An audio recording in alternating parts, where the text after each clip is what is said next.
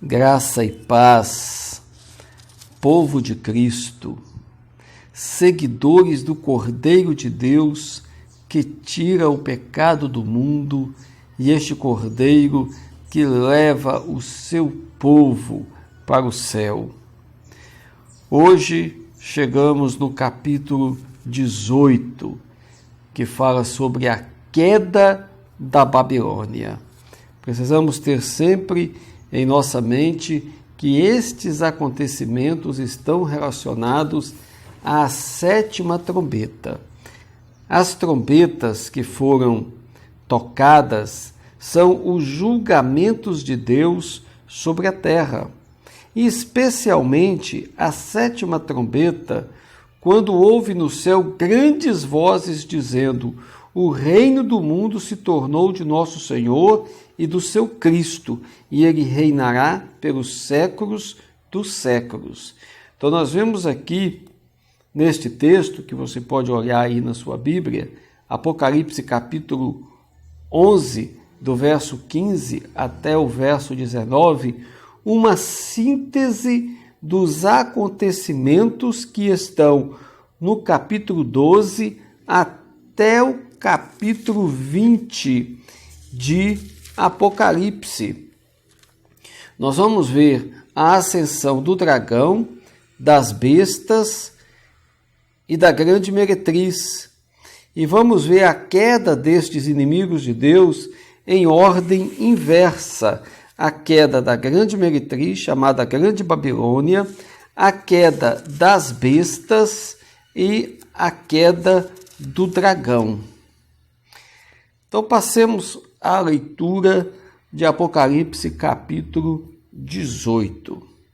Depois destas coisas, vi descer do céu outro anjo que tinha grande autoridade, e a terra se iluminou com a sua glória.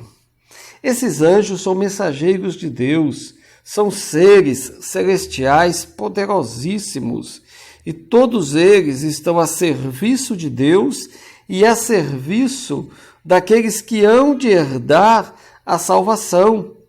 E este anjo aqui, ele tem grande autoridade, ele traz o brilho da glória de Deus, e a terra é iluminada com a sua presença. E ele exclama com potente voz, dizendo: caiu, caiu a grande Babilônia, que se tornou morada de demônios, covil de toda espécie de espírito imundo e esconderijo de todo gênero de ave imunda e detestável. Pois todas as nações têm bebido do vinho do furor da sua prostituição. Com ela se prostituíram os reis da terra, também os mercadores da terra se enriqueceram à custa da sua luxúria. Essa grande meretriz, a chamada também Grande Babilônia, é a antítese, é o contrário da noiva de Cristo. A noiva de Cristo é revestida de santidade, de pureza, de justiça. Mas a grande Babilônia, a grande meretriz, é justamente o contrário. É engano, é trevas, é prostituição. Verso 4. Ouvi outra voz do céu dizendo: retirai-vos dela, povo meu, para não serdes cúmplices de seus pecados e não participardes dos seus flagelos. Então nós vemos aqui que essa grande Babilônia, essa grande meretriz, é todo esse sistema enganoso do mundo, que usa da religião, que usa das ideologias, que usa das filosofias falsas para induzir as pessoas ao engano, ao erro, à perdição. Então, estão inseridas aí todas as denominações, todas as religiões, todas as ideologias e filosofias, enfim, tudo aquilo que diz respeito ao engano, à mentira, à perdição. A noiva de Cristo refere-se à salvação, e isso não se prende a instituições em si, mas a pessoas. Pessoas. Deus trata e lida com pessoas e Deus conhece aqueles que são seus. A noiva de Cristo, ela está na terra e ela está em todos os lugares. São aqueles que verdadeiramente buscam a Deus. Jesus disse àquela mulher samaritana, lá no poço, na cidade de Sicar, enquanto os discípulos foram à cidade buscar alimentos, Jesus ficou ali aguardando e chegou uma mulher da cidade, uma cidade samaritana. E Jesus, dirigindo-se a ela, disse: dá-me de beber. E ocorre todo um diálogo maravilhoso ali. Jesus se apresenta como a água viva. Jesus se apresenta como Cristo. E diz àquela mulher: não é nem em Gerizim, nem em Jerusalém que se adora a Deus. Deus procura os verdadeiros adoradores que o adoram em espírito e em verdade. São estes que o Pai procura. Então nós vemos aí que, independentemente de lugar, independentemente de instituição, Deus conhece aqueles que são seus e Deus sabe aqueles que não são seus. Deus conhece o coração, Deus tem o selo. A Bíblia diz que ele passa por toda a terra e existe um anjo com essa autoridade para marcar na fronte aqueles que são dele, aqueles que são remidos do Cordeiro de Deus, aqueles cujos nomes estão escritos no livro da vida desde a fundação do mundo. E Deus está dizendo aqui ao seu povo: retirai-vos dela, povo meu, para não serdes cúmplices em seus pecados e não participardes dos seus flagelos. Como que é importante que o crente em Jesus Cristo, o verdadeiro cristão, não seja participante das obras infrutuosas, das obras malignas, das trevas. Ele não seja conivente, ele não participe da grande Babilônia.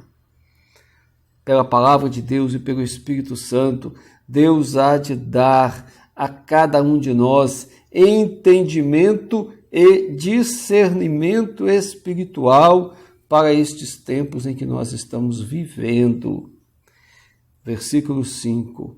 Porque os seus pecados se acumularam até o céu, e Deus se lembrou dos atos iníquos que ela praticou.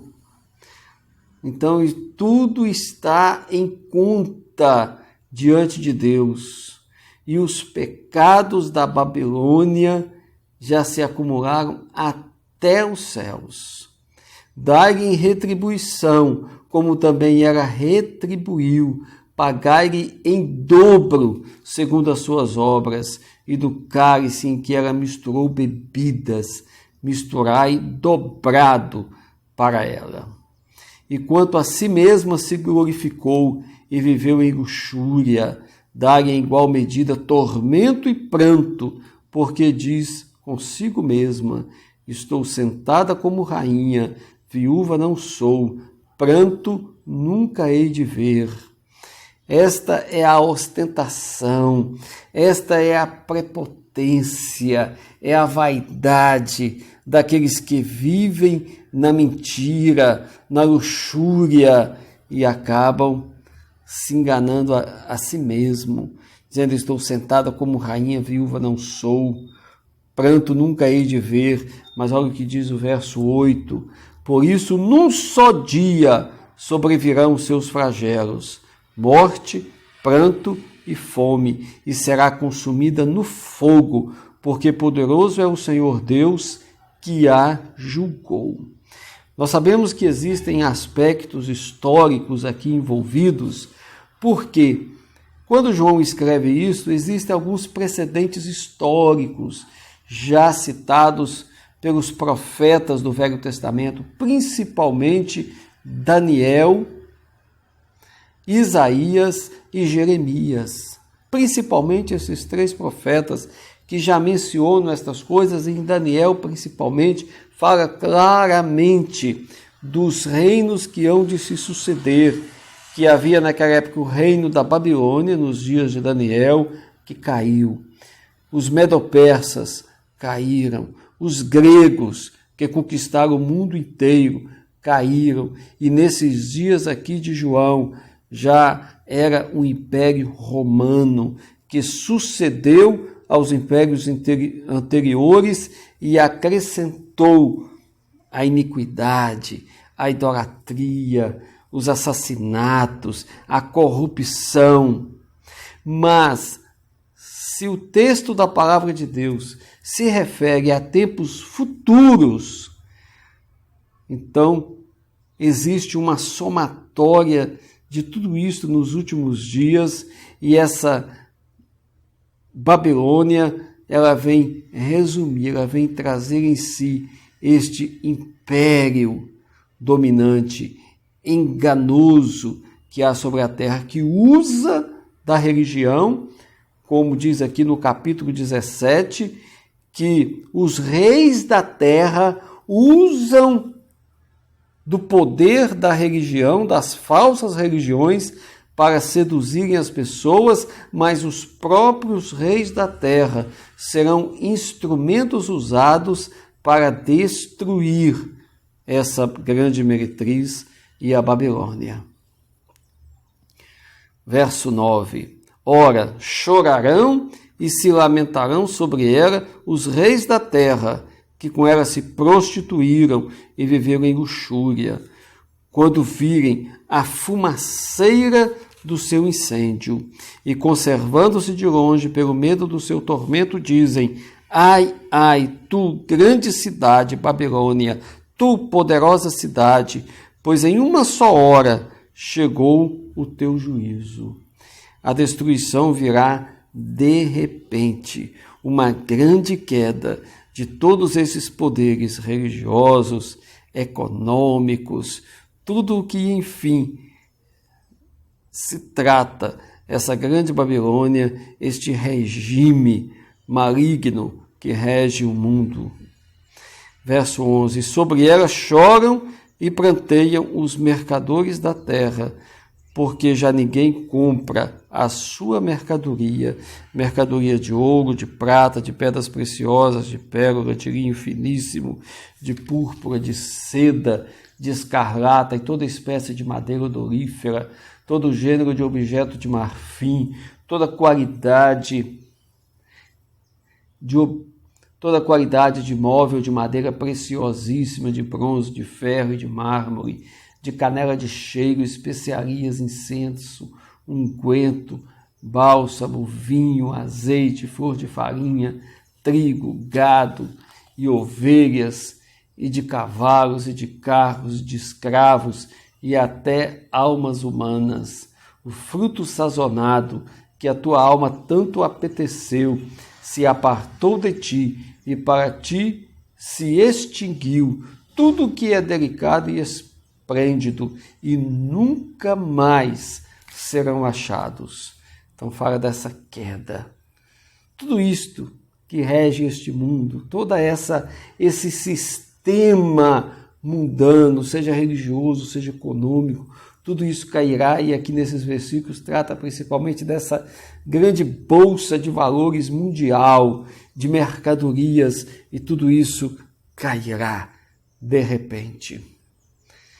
Verso 15. Os mercadores destas coisas que por meio dela se enriqueceram, conservar-se-ão de longe pelo medo do seu tormento, chorando e pranteando, dizendo: ai, ai da grande cidade que estava vestida de linho finíssimo, de púrpura e de escarlata, adornada de ouro e de pedras preciosas e de pérolas.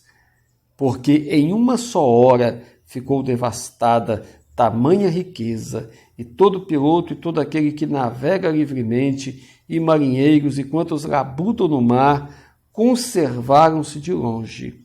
Então, vendo a fumaceira do seu incêndio, gritavam: que cidade se compara à grande cidade?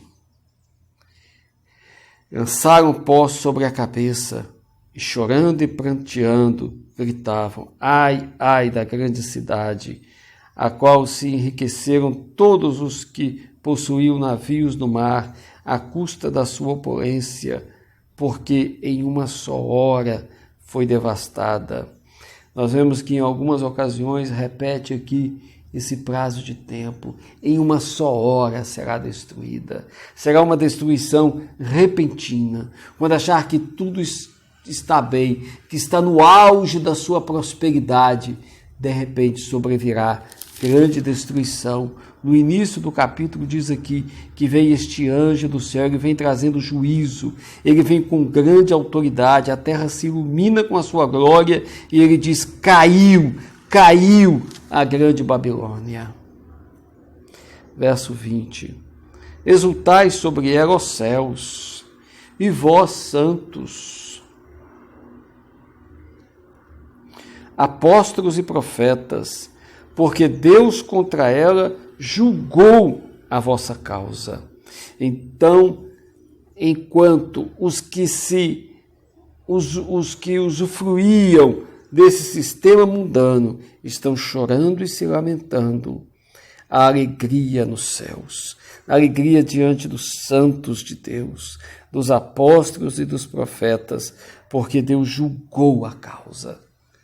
Muitas vezes penso que Deus é tardio no seu julgamento, mas na hora certa ele vem e virá de maneira repentina sobre todo o sistema mundano, todo o sistema maligno. Verso 21. Então, um anjo forte levantou uma pedra, como grande pedra de moinha, e arrojou-a para dentro do mar, dizendo: assim, com ímpeto, será arrojada Babilônia, a grande cidade, e nunca jamais será achada. Então, o fim será final. Por isso que nós cremos aqui que não foram reinos que já passaram. Não foi a antiga Babilônia, nem os medo-persas, nem os gregos, nem Roma, que já caiu, mas em um tempo em que se resume tudo isto, todo esse sistema mundano, todo o mundo. A Bíblia diz que fala sobre o mundo, um sistema maligno, que diz, né? A Bíblia diz: não ameis o mundo nem o que há no mundo, porque tudo que há no mundo, o desejo dos olhos, o desejo da carne, a soberba da vida, estas coisas são do mundo e o mundo passa, mas aqueles que fazem a vontade de Deus, aqueles que fazem a vontade de Deus, permanecem para sempre. Então essa é a nossa esperança, por isso que diz: exultai sobre ela, os céus, e vós, santos, apóstolos e profetas, porque Deus contra ela julgou a vossa causa, e o fim será cabal. Verso 22. E vós, de harpistas, de músicos e tocadores de flautas e de clarins, jamais em ti se ouvirá, nem artífice algum de qualquer arte jamais em ti se achará, e nunca mais em ti se ouvirá o ruído de pedra de moinho. Então cessa toda essa produção artística, musical, toda a indústria, todas as coisas deste mundo de repente acabam. Nem jamais em ti brilhará luz de candeia, ficará tudo apagado, nem as luzes mais se acenderão, nem voz de noivo ou de noiva jamais em ti se ouvirá, pois os teus mercadores foram os grandes da terra, porque todas as nações foram seduzidas pela tua feitiçaria, e nela se achou o sangue de profetas, de santos e de todos os que foram mortos sobre a terra.